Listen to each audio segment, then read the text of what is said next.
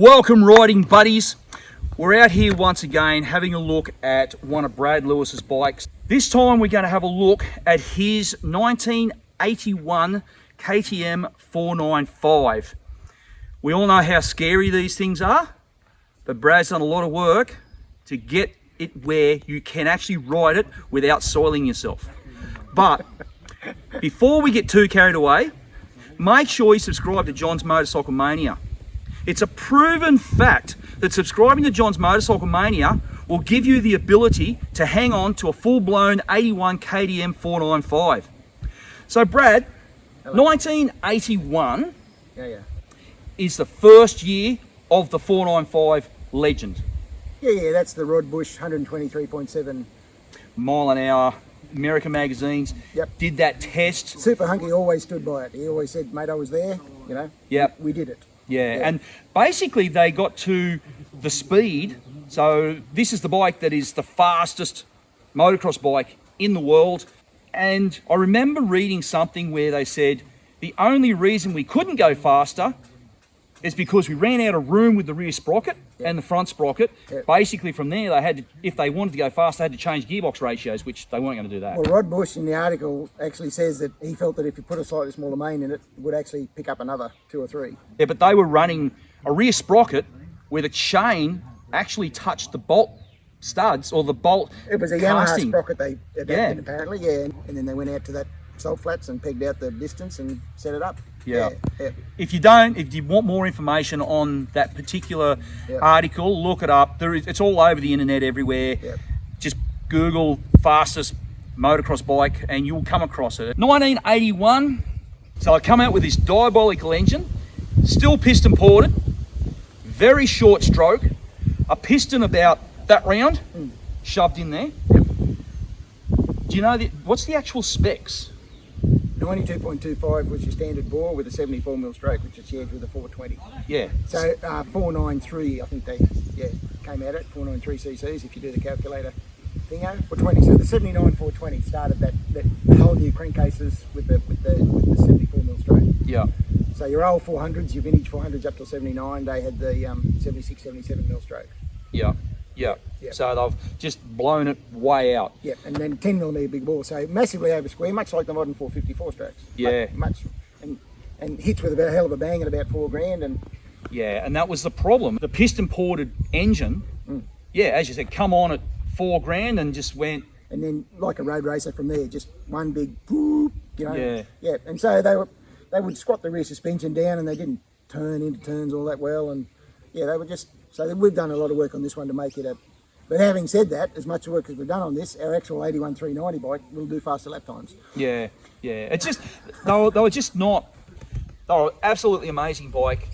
I'd love to own one myself, but they just were not the most rideable race bike. No, it was especially when Kawasaki had, in 81, they had their 420, I think Kawasaki had. Yamaha had the legendary 465.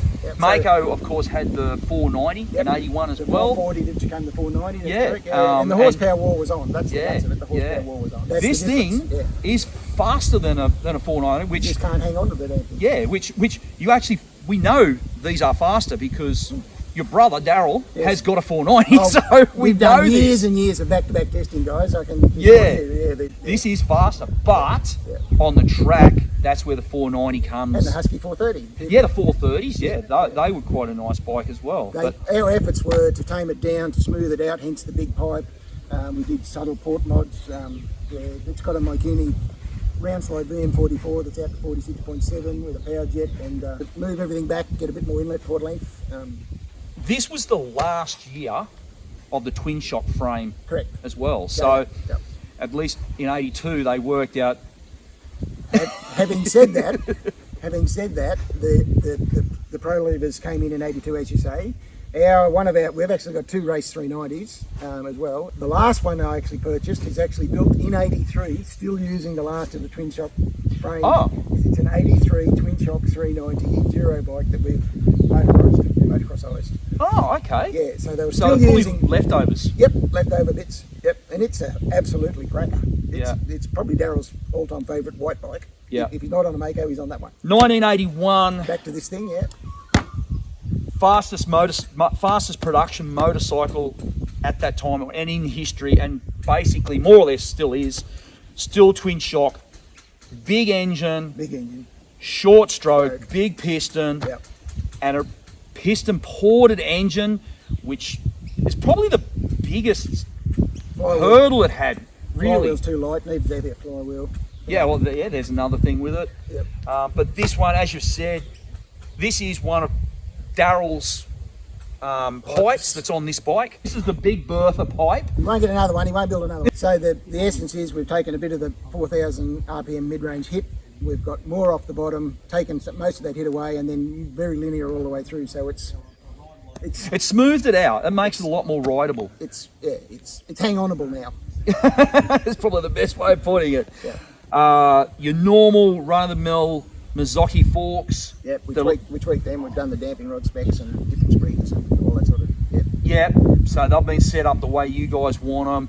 These are what they call the Piferos 38s, and they actually weren't so bad. Modified the brakes on this thing as well. Yeah, it actually stops. Yep. Yeah, because yeah.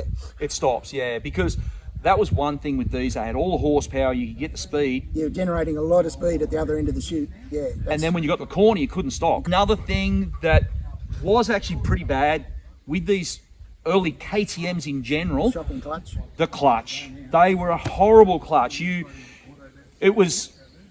Drag the and clutch. slip. Yeah, use the clutch to do a start, That was it. and then when you pulled up in the pitch, you didn't even bother pulling it in. You just stalled the bike Yep.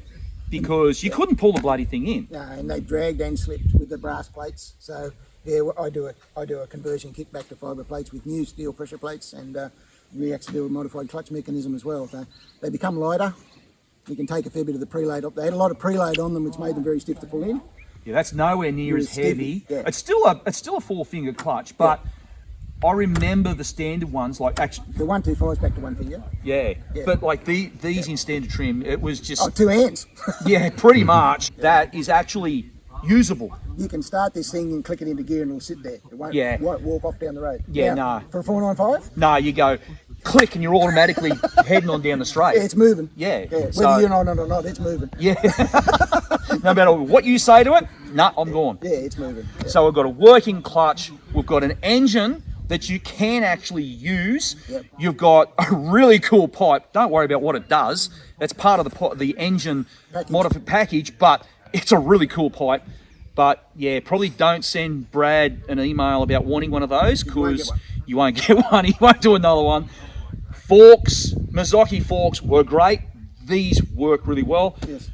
KTM 494, KTM brakes that never really worked, but this one does. That's actually got the French Lelieu hub as well, and they were actually better than what's The standard hub. on the 125 and the 250 there. Yeah.